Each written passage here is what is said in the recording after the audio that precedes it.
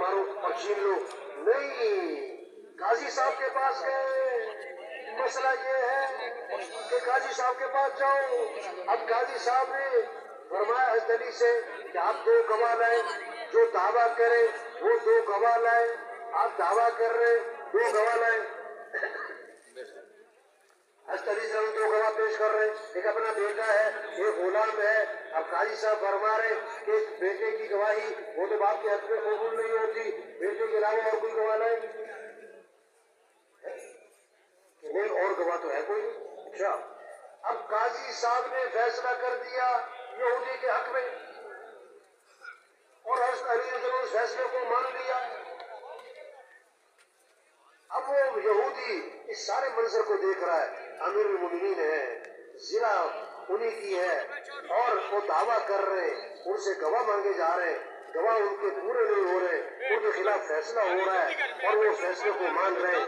اس سارے منظر کو دیکھ کر وہ یہودی کیا اٹھا، اشہد ان لا الہ الا اللہ واشہد ان محمدا عبدہ ورسولہ، اسلام لے آیا۔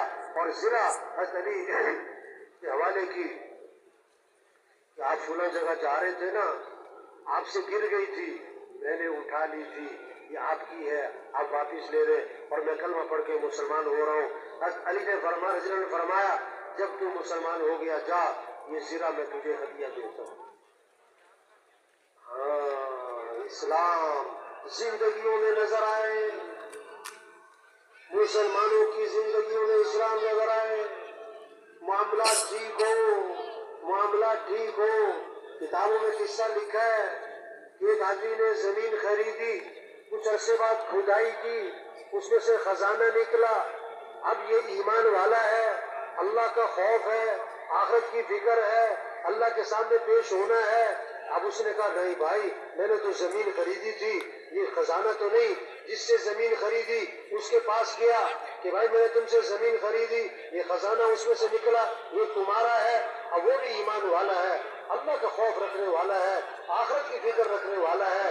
نہیں، میں نے زمین بیچ دی، جو کچھ اس میں ہے وہ تمہارا ہے۔